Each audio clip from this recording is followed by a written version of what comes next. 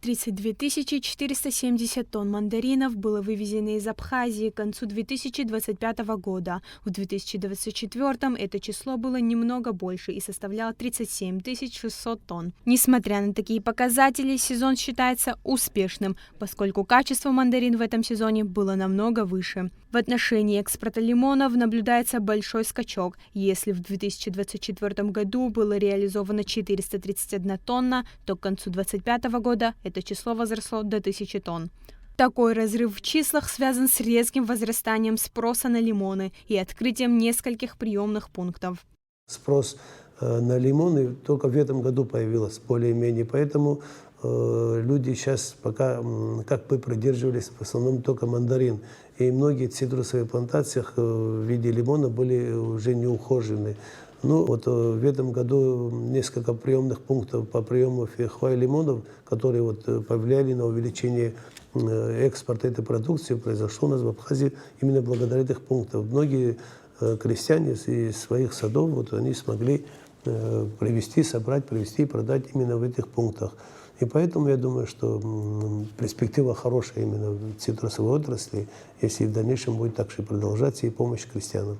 На повышение качества цитрусовых культур повлияло их своевременное лечение от различных заболеваний и вредителей. Так, сельчанам и крупным производителям было роздано до 25 тысяч литров химических препаратов. Министерством была организована прямая доставка химикатов в местные администрации. Единственное, к сожалению, мы, передавая химикаты через местные органы самоуправления, скажем, на районном уровне, не всегда добивались, чтобы эти препараты доходили до крестьян.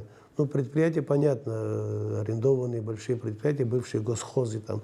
А вот крестьяне, которые составляют почти 40-50% этих насаждений, до них довести немножко проблемно, потому как не все крестьяне или глава села могут прийти или возможность, или приобрести в районе. Поэтому мы в этом году приняли решение в министерстве организовать доставку этих препаратов именно уже в село, то есть цитрусовые хозяйства, там, где это происходит, с помощью глав местных органов, то есть глав сел. Я думаю, что доступ к этим препаратам уже у крестьян будет лучше. По поручению президента в начале сезона соответствующие службы следили за обеспечением беспрепятственного перевоза цитрусовых культур через границу, а также была зафиксирована цена за перевозку для больших партий мандарин – 11 рублей за килограмм. Эти меры способствовали улучшению ситуации с реализацией продукции. Эта задача практически была выполнена, даже иногда была возможность большие партии перевозить и за меньшую сумму.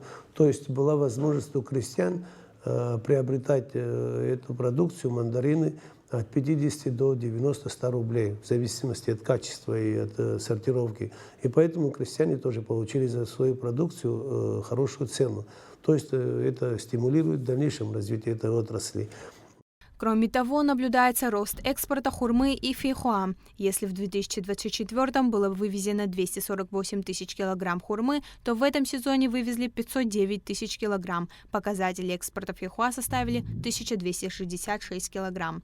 В ближайшем будущем несоответствующая стандартам качества продукция будет перерабатываться на месте. В селе Пшап Гулрыбского района заканчивают строительство предприятия по заготовке и переработке цитрусовых культур. На май 2026 года планируется установка нового оборудования, после чего здесь приступят к переработке неконденционного, то есть с небольшими дефектами, товара.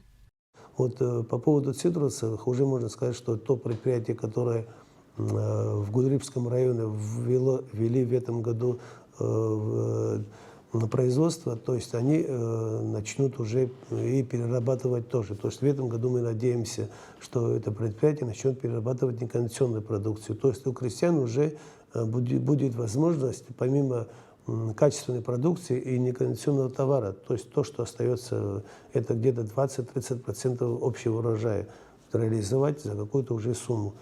На 2026 год также запланировано продолжение реализации проекта по изучению общих климатических условий и состояния почвы для выращивания больших площадей цитрусов и орехов. Ирина Богатели, Алексей Гухава, Абхазское телевидение.